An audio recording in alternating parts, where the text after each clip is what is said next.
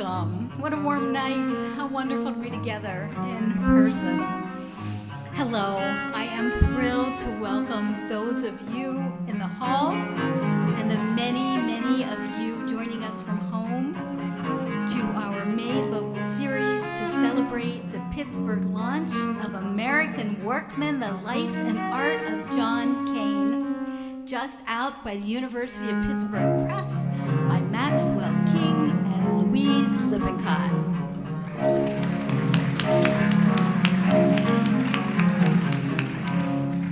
Hello, I'm Stephanie Flom, Executive Director of Pittsburgh Arts and Lectures, and on behalf of Pittsburgh Arts and Lectures and our co-presenter, the Carnegie Museum of Art, welcome. Made Local is presented in partnership with the Carnegie Library of Pittsburgh, to whom we are sincerely grateful and whose beautiful home we're in tonight. Please join us on Monday for Robin Wall Kimmerer, author of Braiding Sweetgrass, on our 10-evening series in the music hall. I am proud to announce some exciting other Made Local events launching. The No Club, Putting a Stop to Women's Dead End Work, a groundbreaking book by 4 Pittsburgh-based university professors in the fields of economics and business, Linda Babcock, Brenda Pizer, Lisa Vesterlund, and Laurie Weingart. Are the Arts Essential, a compelling compilation of essays by scholars, artists, and cultural critics and journalists, edited by former Chatham University President Alberta Arthurs. And Exiled Poems, a just-released collection of poems by City of Asylum writer-in-residence, Tuhan Das. You'll find all the details on our website. Please join us. A shout out to Whitewell Bookstore, who is here with signed copies of American Workman. Max and Lulu are happy to personalize your books after the lecture. The signing line will start right here, and Caitlin will help you. Max and Lulu will be in conversation today with Sylvia Rhor, Director and Curator of the University Art Gallery at the University of Pittsburgh. Introducing Louise Lippincott and Maxwell King is the Henry J. Hines II, Director of the Carnegie Museum of Art, Eric Crosby. Eric has served the museum in several curatorial positions, making his mark with a number of exhibitions. His current exhibition, Working Thought, explores how artists engage with the critical issues of labor, class, economic inequity that have shaped American life. Please join me in welcoming Eric Crosby. Eric?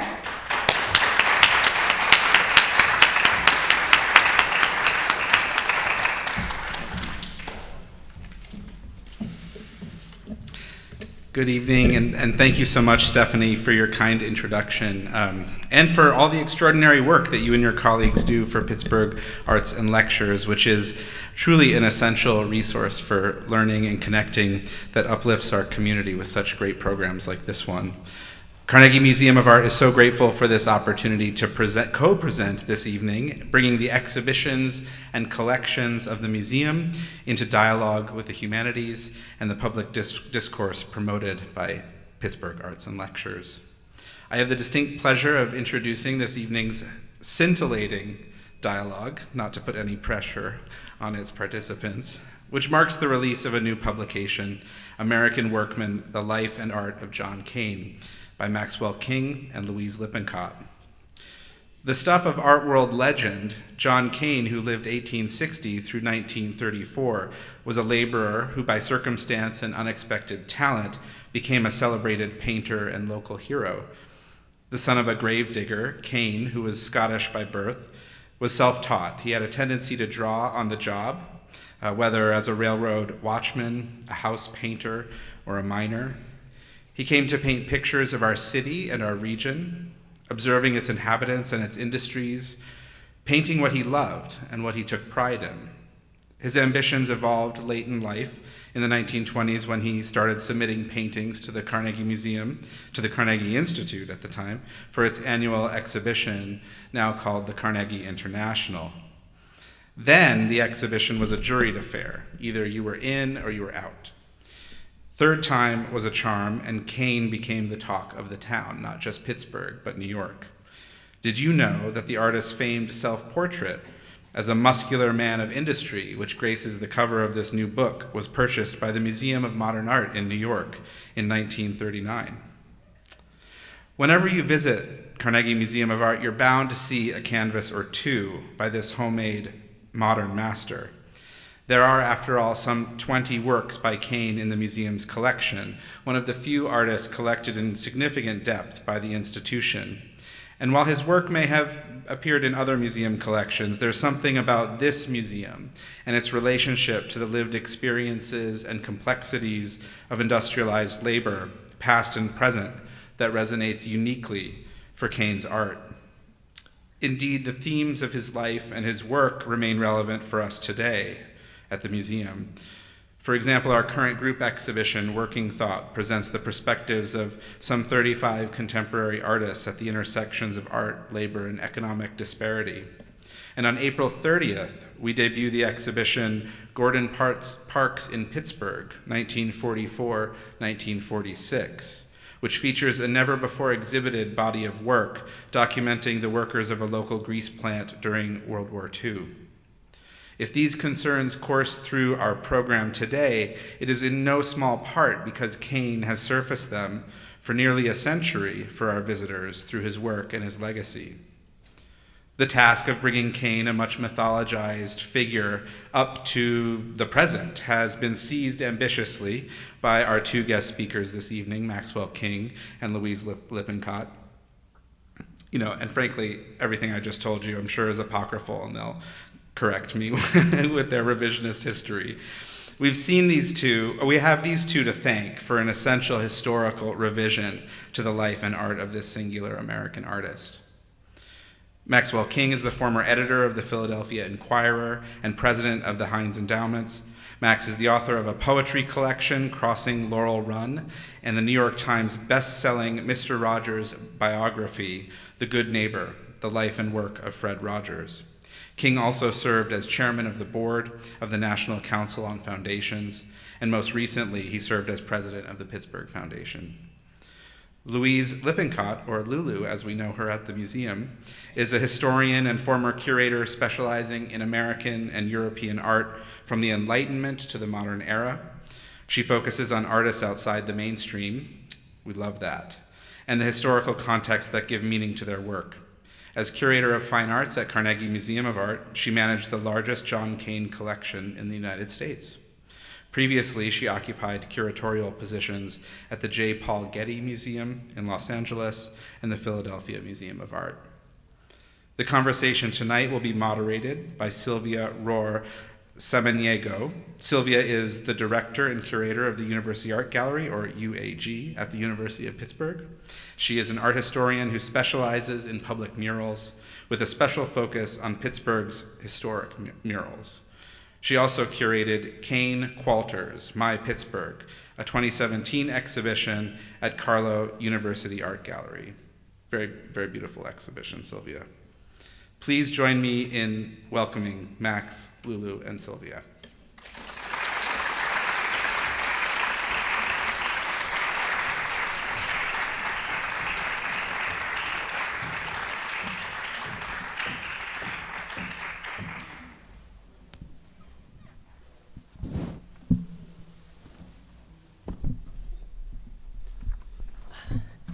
Good evening. Great. I didn't kick over the glass of water. That was my biggest fear.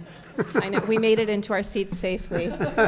Thank you very much to Stephanie, to the whole staff of Pittsburgh Arts and Lectures, and to Eric for that generous introduction. We are so happy to be here tonight, and we're so happy to welcome you all here live, and as well as those on Zoom, wherever you might be zooming in from. So thank you for joining us for this wonderful conversation and to launch this amazing book.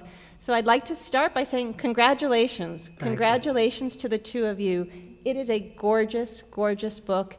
And you now add into the Kane legacy. The first major publication on John Kane came shortly after his death in 1937.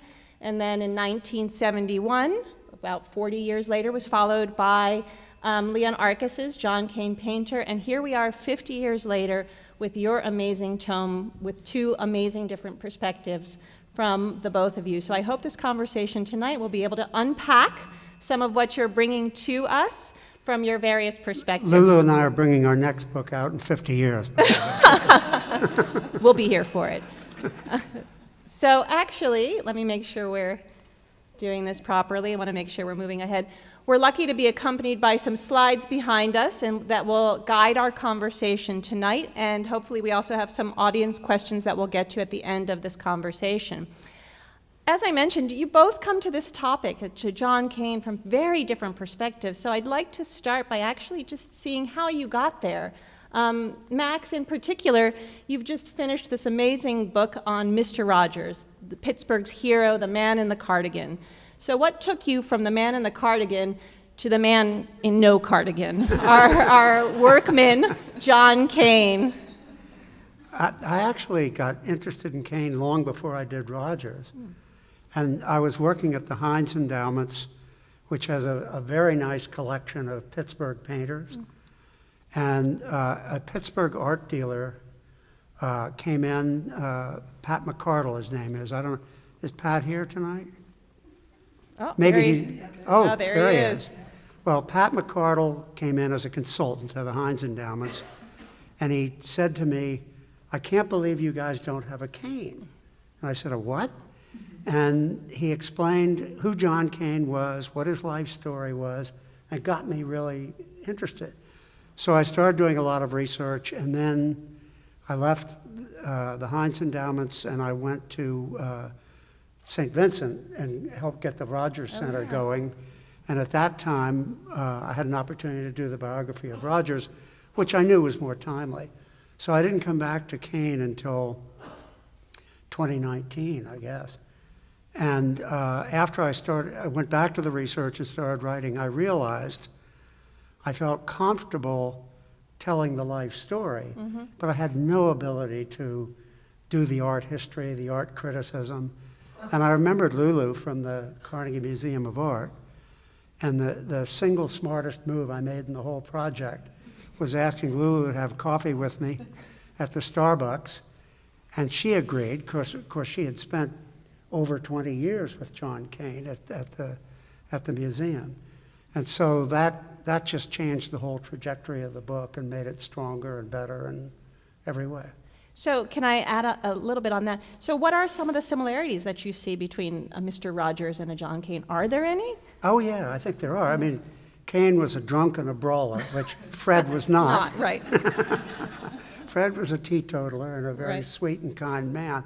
But they were both extraordinarily focused on their work and very intentional both in how they did their work. For Kane, his work as a steelworker, a street paver, a coal miner, and his work on his art. And for Fred, his work as an educator in television. So they both brought this tremendous dedication to accomplishment and setting the high standards. And that really did strike me when I was digging into Kane. That's interesting. So when he brought you into this, when Max brought you into this, Lulu, I'm interested to know, as we're looking at one of his paintings, this is John Kane's Sunset, Coleman Hollow from 1930. What attracted you to Kane, to working on him for so long? Well, when I moved to Pittsburgh about 30 years ago to take the job at the Carnegie, there was this painter, his stuff was all over the place, named John Kane. I had no idea who he was, never heard of him, coming from Philadelphia. But I thought, well, this is a way to dive into Pittsburgh. So I looked at his paintings, read Skyhooks. I thought, amazing, there's a first-person narrative by an artist who's very obscure. This is great. And then when I discovered there was a catalog raisonné, I thought, great, I don't have to worry about this guy ever again. And then there was a great catalog of the American Painting Collection in the museum that was even better. So in a funny way, I used one artist in the collection I felt I never had to worry about. But every time we moved things around in the collection, every time we rearranged it, the Kanes just got more interesting. And so that by the time I a couple of years before I left, I've sort of going to the management and saying, I think we need to do something about John Kane. And they said, what? And I said, well, I don't know, but I think it's important. And that's more or less where I left it until Max called. And so this was the opportunity for me to pursue something that I thought was important, but I didn't yet know why or how. And so this was the opportunity for me to actually dive into not only the works of art, but also the research, the story of his life. I had a great buddy to work things through with. And it was an extraordinary adventure for me. So actually, neither one of you is from Pittsburgh, am I right? So you're looking at this Pittsburgh hero almost from an outside perspective, and I'm curious as to how you place him in the context of other Pittsburgh artists or other Pittsburgh heroes. So we're looking right now at Aaron Gorson, and this is Pittsburgh at Night from 1926. It's one of the works at the Carnegie Museum of Art.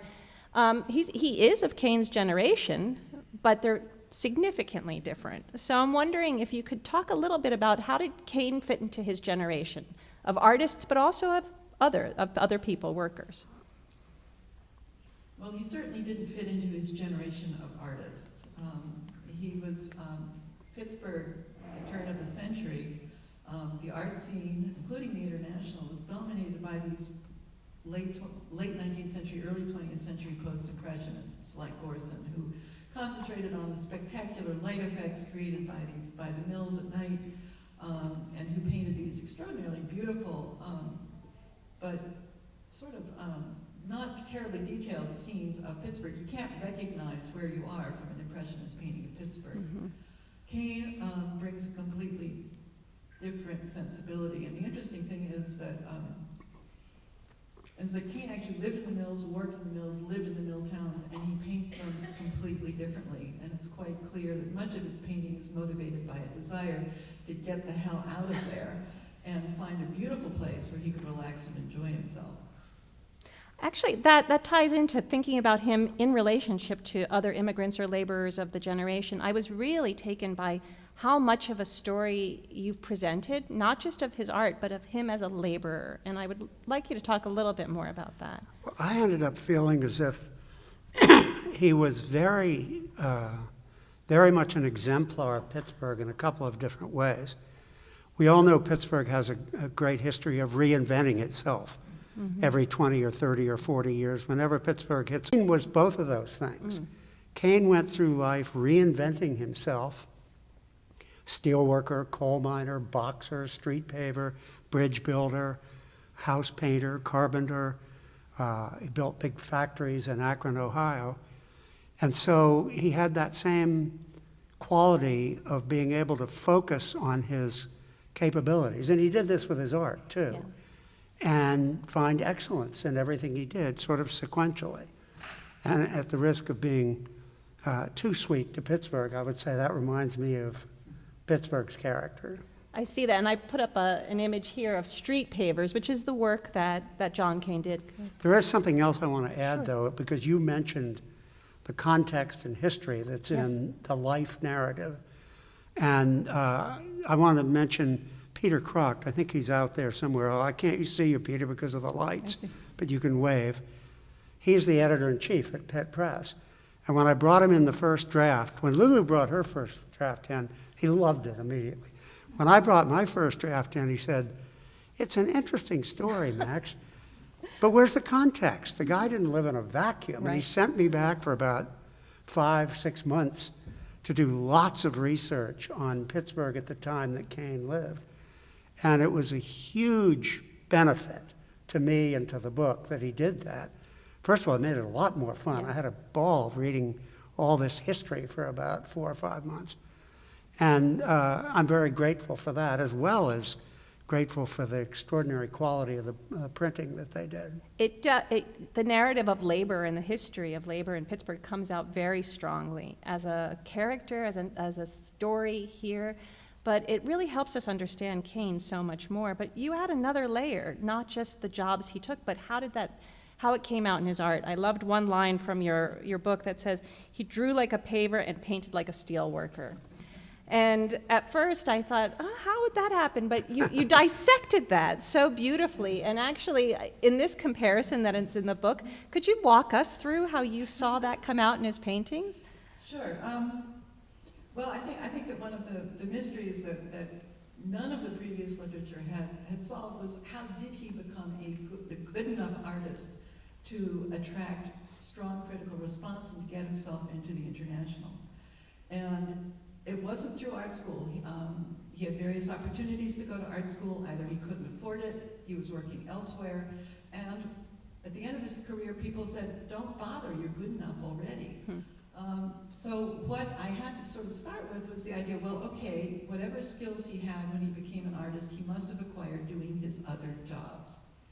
And the sort of the key was a line in Skyhooks where he said, I started to draw while I was paving Pittsburgh streets. And I tried to think about Pittsburgh streets the way John Kane would, and they're gray and dark and lots of rectangles and lines. They're deep canyons with tall buildings on either side, so like ravines or landscapes almost. And running down through these landscapes are these streets. And in Kane's time, those streets were full of streetcar lines, trolley lines. Pittsburgh was in the process of laying down lines up and down, connecting downtown to Oakland. And he got a job working on the street paving crews that were redoing the streets to accommodate the lines. And once I started to think of streets as a combination of lines and rectangular spaces, and his job was to put all those big cobblestones in place between the sidewalks, the trolley lines, the other sidewalks, the crossings, so forth and so on. Anyone ever tried to lift one of those blocks? No. I did. I learned that. They weigh between 30 and 40 pounds each. My goodness. And imagine spending 8 to 12 hours a day lifting those things up, placing them on the ground, and then trying to shuffle them and rearrange them into the position that would be acceptable to your supervisor. And he learned to draw to save himself work, to plan out what he was going to do, filling in those trolley tracks and those sidewalk lines every day, because I had trouble lifting one of these. And imagine how many you would lift over an 8-hour time period.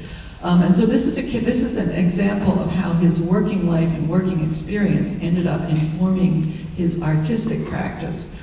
He became, as a result of the street paving job, a very good designer. Right. And if you look at his canvases, you can see that they're elegantly designed, the way the lines, the spaces work. And you can see that they are linear in concept, and then he fills in between the lines with different patterns, whether it's waves on a river, or a garden, or an orchard, and there are literally blocks filling in those different linear spaces. He paves his pictures. Mm-hmm. And it's similar with his oil paintings. And we see that, the design you're speaking of, right in the Lincoln Highway above. There's one thing I'd like to add, Sure. though, to the question of John Kane's lack of schooling. It's a question about every self-taught artist. Would they have been different? Would they have been better Right. if they had been educated at a young age and learned how to paint? And I don't know if I'm right or not, but my theory is John Kane was very lucky to be taught by John Kane. Mm. And I'm not convinced at all that he would have been a better artist if he'd had formal training.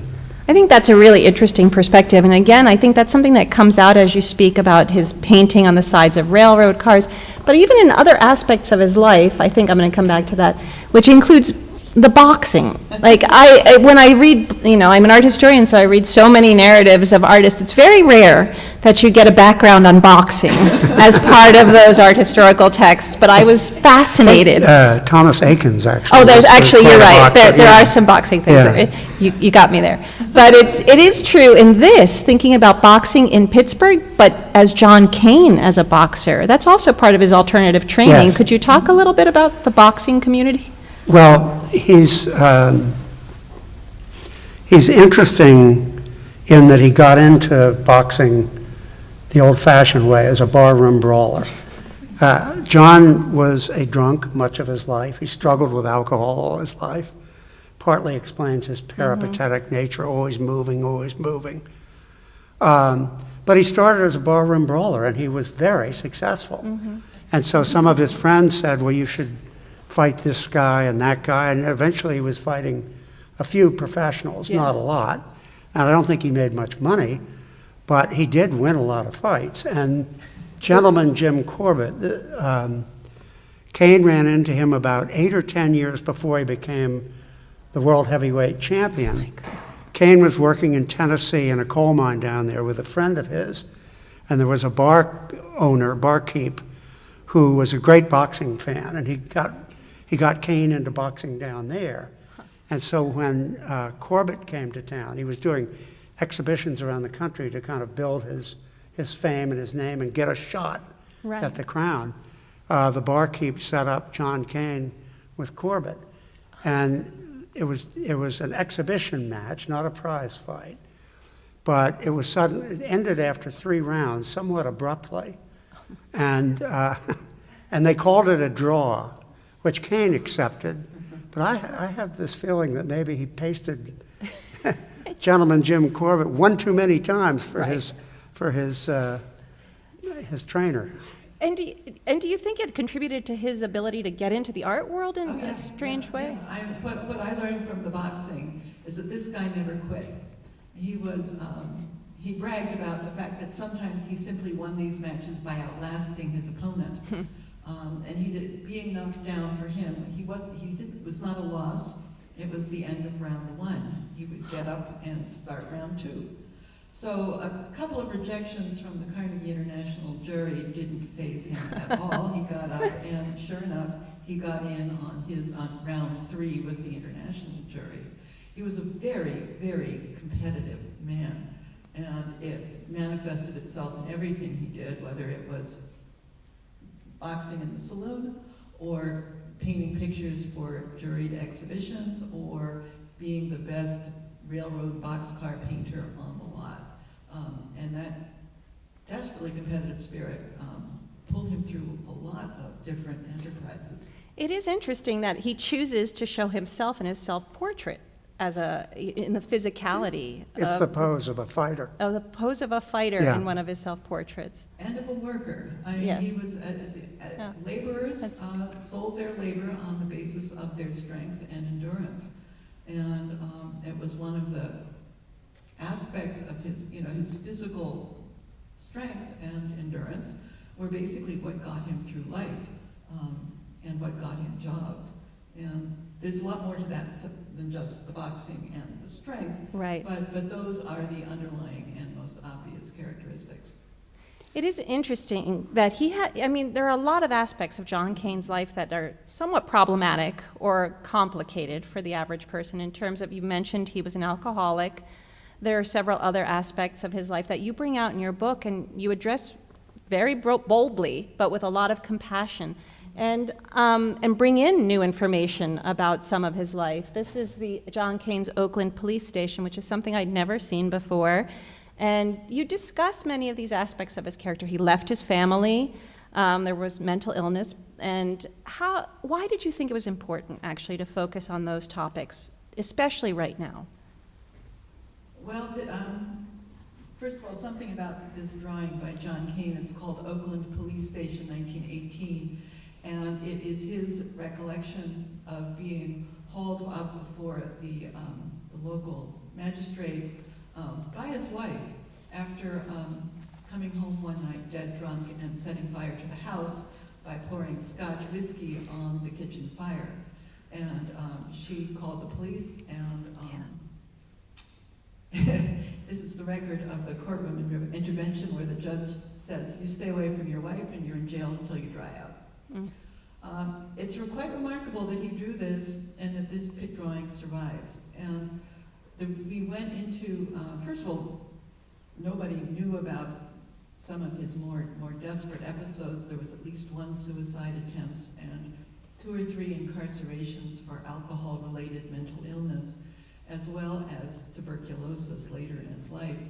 So one reason this was important was to give readers a sense of the kinds of hardships that were not that uncommon for laborers in Pittsburgh at the time. I mean, he was not unique or unusual in this respect. That was the first point. The second point is that once we were aware of these episodes in his life, we realized that a number of his paintings refer to them in very subtle and symbolic ways. And so when we realized that some of these paintings are about him working out these experiences and perhaps doing his best not to repeat them, they became very important to his artistic identity and production as well. Finally, this drawing was a revelation for me. I'd never seen it before either. He has written, on each figure, he has written their dialogue. Each figure tells a 6-word story, basically, giving their view of the experience. And it clued me into the fact that John Kane embeds stories in his figures and in the elements of his paintings, and that these stories, they're embedded, and you have to dig them out. This drawing actually literally shows you how he embeds them, and it brings out the whole storytelling nature of these works. You also applied contemporary thinking on alcoholism, and I noticed we had spoken about the geographic, or pulling a geographic. Geographic cure. That's what it was. Could you explain a little bit about how that relates here? In alcohol treatment facilities, one of the expressions they have is the geographic cure, because alcoholics, in order to enable their own drinking, assume it's always somebody else's fault or something's fault. It's where I live, it's the woman I live with, and so they move on. And that's what John Kane did. And his alcohol certainly interfered terribly with his family life. He was a devout Catholic. He really cared about his family, but he just blew away on the wind. And as Lulu just recounted, to some extent, it fueled his artistic life. The irony to me is John spent several years working in Akron, Ohio, where AA was founded. And AA was founded 1 year after John died. Really? Yeah, he could have been helped, I think, but not by sending him off to a tuberculosis institution. Right, right. It is admirable. You really did take this on as part of his life story in a way that I thought was important. Well, Lulu and I talked a lot about it, how to handle it, because we felt when you're doing a book about someone you admire greatly, you better find the warts too, and make sure that you're honest and comprehensive in reporting everything. I think that's great. You also, it kind of dovetails with the whole idea of him being an outsider and his status as an outsider artist or outside of communities. And I would love to return to that term and question it a little. We talk about him as untrained, outsider, and sometimes back in the day, primitive, right? I hate that. Hate that, Hate it. right? So what did that term mean then when he was painting, and what does it mean now for us as we reevaluate his work? Lulu would be the best person to answer, but I'd like to say that self-taught is to me the appropriate way of viewing his work. Right. It's a controversial and tricky topic today, and one that's getting a lot of attention, which is good. When Kane entered the modern art world in the 20s, his style was described, the term at the time was primitive, and it meant different things then than it means now. The primitive artists he was being compared to were the founders of the Italian Renaissance, namely Giotto and Fra Angelico and Masaccio. In other words, artists whose works were also very simple, brightly colored, not terribly realistic, but that were strongly religious in feeling and deeply moving. And which were realist in a way that had not previously been acceptable. And so the most interesting comparison early on made by critics was between John Kane and Giotto. the founder of the Florentine Renaissance. The meaning of the word has changed many times since then. It was applied to African art, just at that point implying that the art was the product of a primitive culture. That use of the term is no longer acceptable today. And then the various other, how do you describe artists who are really, really good but who don't fit into the mold we're used to seeing? And this is still a problem. Self-taught is good because it's a neutral, descriptive, and true term.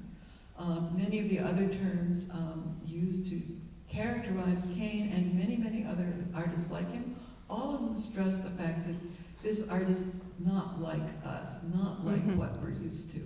Outsider, outlier, geek, crasher, primitive, all of them apply. Not our type. And I think this is something that the field is trying very hard to move away from, but struggling with how to do it. I think that's true, and I think that actually comes out in his process a little bit more too, where as opposed to the academic training, he is self-taught and his past experience, but also his use of photography and other sort of non-traditional approaches to art problematize him a little. Could you talk a little bit about his process? We're seeing here Dad's Payday, where if you could talk a little bit about how this shows his process, we'd love to see that. Well, let me tell the story quickly, and then you can talk about the meaning of it. Okay. A couple years after, 3 or 4 or 5 years after John Kane had been made nationally famous by his acceptance at the Carnegie International, a competitor of his in the local art community, who Lulu and I think was jealous of John Kane's success, came into a local newspaper with this painting and said, "It's a fraud, it's a painted photograph. John Kane is a fraud in everything he does. All he does is paint over photographs." And the newspaper ran with a story, so did all the other newspapers.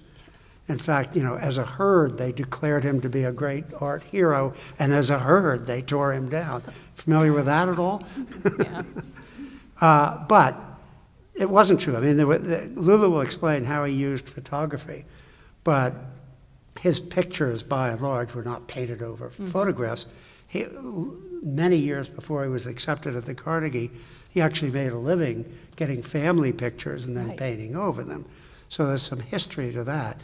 But the nice thing is, artists, art critics, curators from all over the country came to John Kane's defense and said, he's not a fraud at all. And I know he felt really good about the fact that they all rallied around him. Well, to get into the technical side of it, this is a story that has haunted Kane and his reputation from the very beginning. As Max said, he started painting over photographs in the early 20th century before he became a serious fine artist.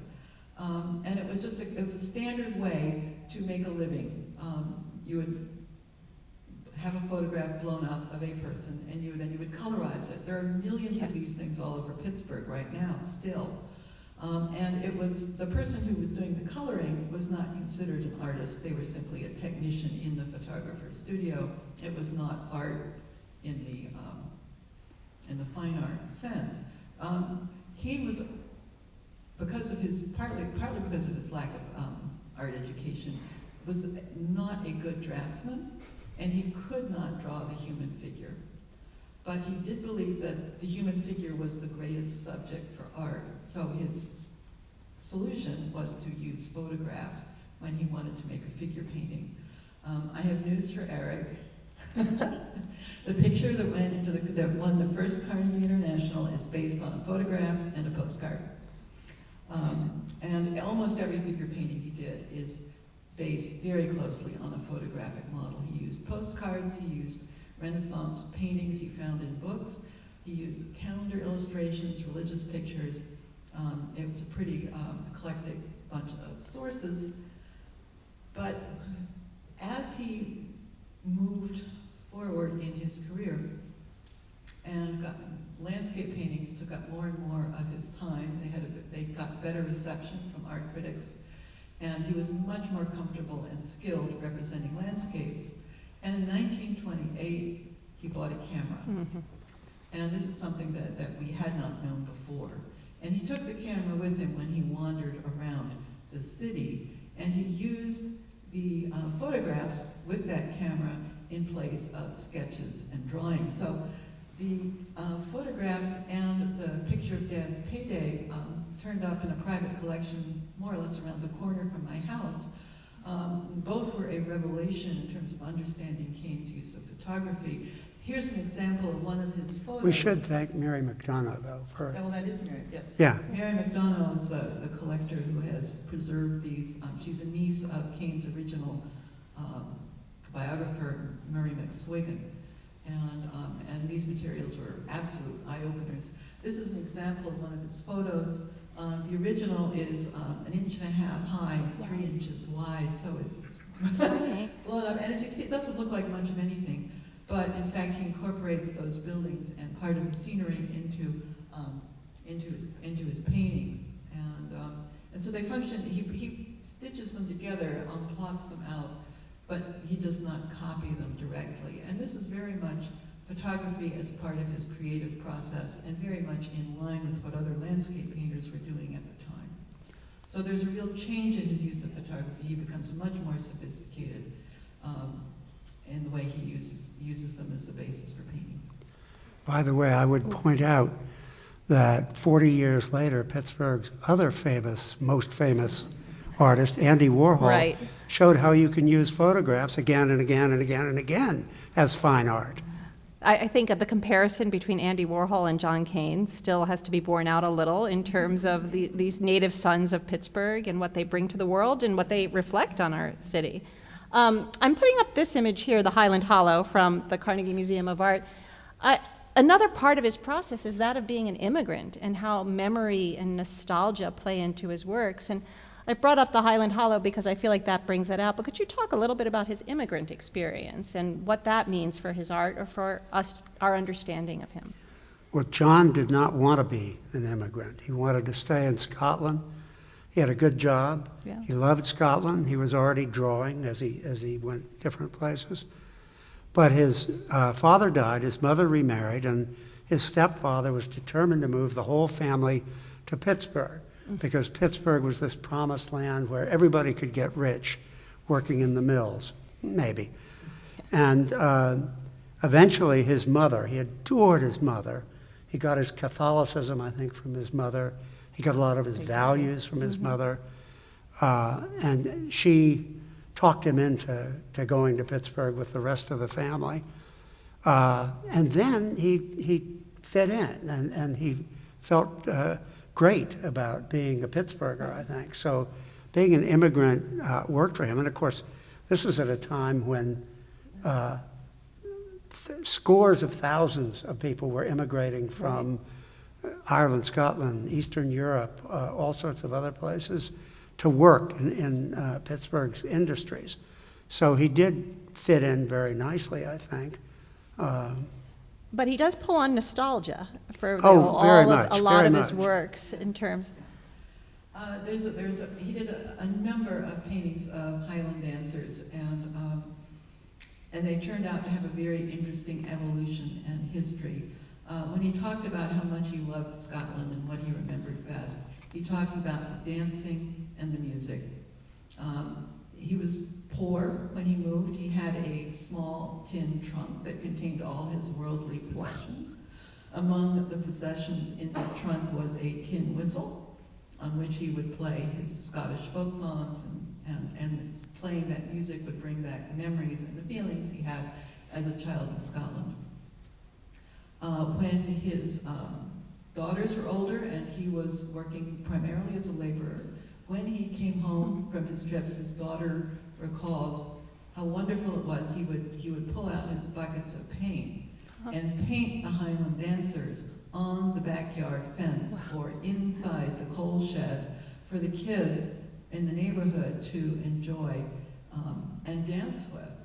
And so he keeps these memories alive through music and through painting and through poetry.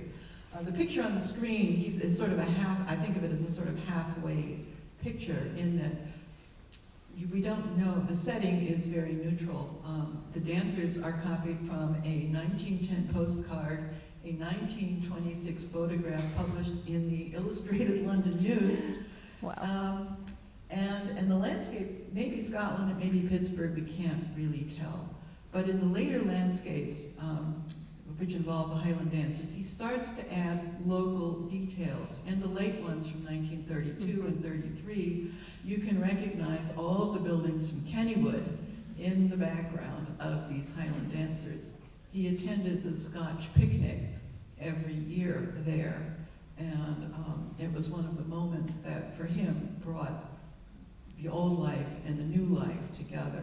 But these pictures, Scotch Day at Kennywood, it's about keeping these Scottish traditions alive and yet adjusting and adapting to the American environment. I love that. And I have here 2 John Kane self-portraits as well from the Carton collection. I know we're getting to the end of our time, and I want to switch gears a little bit and talk about the 2 perspectives you've brought to this and what you learned from each other, both as a curator, art historian, a newspaper man, and philanthropist and writer. What did you each learn from, what did you bring to the table, and what did you learn from each other in the process? I'll tell you what she brought to the table. Okay. Then she can say what I brought to the table. I thought I was the digging newspaper man who was going to really dig out everything, but I didn't.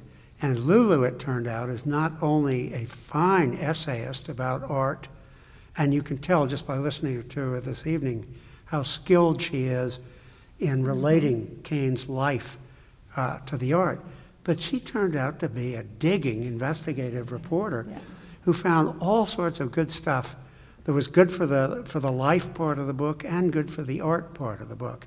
And I think makes it truly, as I think Eric suggested, a reinterpretation of Kane, or perhaps it was you who A suggested revision, it. yeah.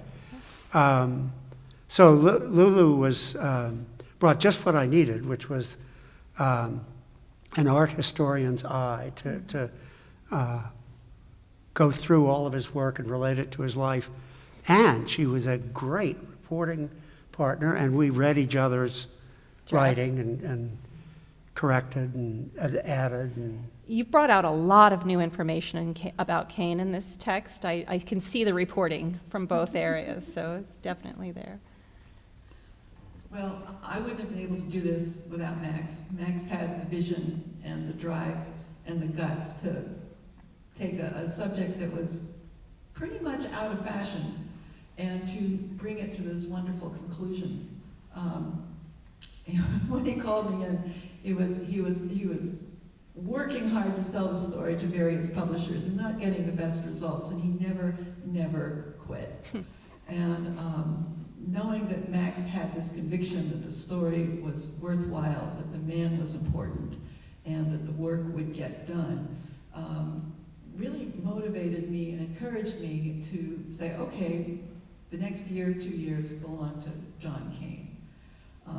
And while I'm a really good researcher and digger out of facts, and I know how to look at pictures, Max knows how to tell stories. And I sent my first draft to him, and I got an email back, which is the combination of a deadly critique of the Steelers' offensive line.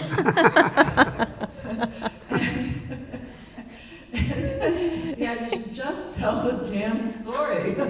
And so I learned an awful lot about writing, storytelling, and putting together my perceptions with his story and his vision of the guy and his sense of his importance. And so I couldn't have done this on my own.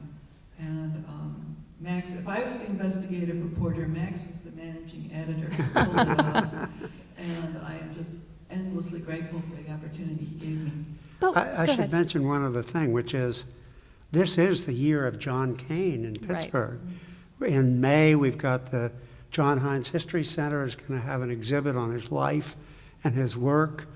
In the fall, the Westmoreland Museum of American Art in Greensburg and the Frick Museum here in Pittsburgh are both going to have exhibits on self-taught artists that will feature Kane. So it's a nice time if you care about John Kane. And I think that brings me to another question. Why is it important to look to Kane right now? Why should this be the year of John Kane? Fire away. All right. Well, I think, in terms of where art and museums are, the field is in the process of rethinking what is modern art, who is a modern artist, how do we account for artists who have been excluded from the established academic canon, and how do we rewrite American art history to emphasize the important role that these artists have played and continue to play in the evolution of American art and art worldwide. So that is part of why he's important, but I think he's also important as an example of an American worker dealing with a difficult working environment, a difficult economic environment, economic equality, a divided class-based society, and making something extraordinary out of it. Mm-hmm. Yeah.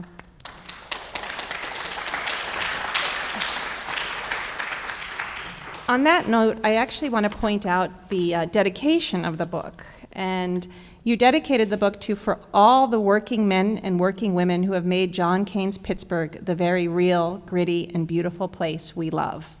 And I think that's a very strong and poignant description, and it ties to actually one of the audience questions we received, which asked about his relationship with unions, and unions in his time, and how that might reflect on our moment right now. Kane was a member of 3 unions, I believe, and he believed in unions. He believed in the rights of workmen, and certainly believed in far better compensation and hours than workmen got back then in Pittsburgh.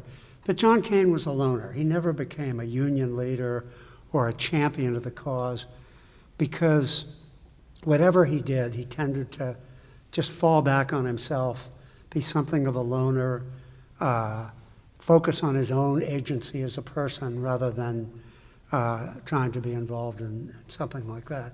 But his sympathies were very much with his fellow working men and working women, and that's why we wanted the dedication to reflect that. We're also biased, aren't we? Pro-labor. Did you want to say something, Lulu? Just very briefly, I mean, his early celebrity was based on this kind of Cinderella story of, house painter becomes fine artist. But he became, in his lifetime, a symbol of the kinds of things that a workman could achieve. And in fact, the year after his death, the Department of Labor in Washington, D.C. organized an exhibition of his work to be shown in the Department of Labor as an example and as a symbol of what workmen could achieve in the United States. And so as a symbol, he was important from the very beginning.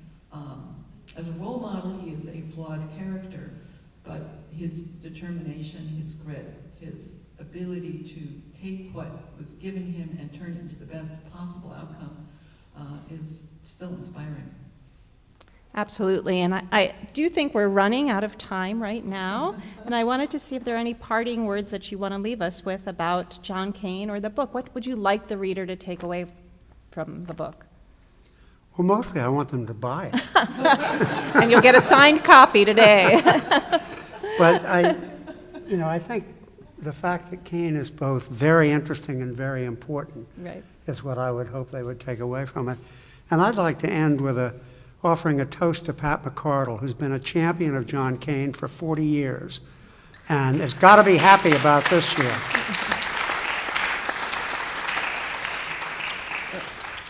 And I would just like to add that after you buy the book, please go to the Carnegie Museum of Art, look at all the John Kanes, and please ask them to hang more of them. Yeah, there you go. Thank you.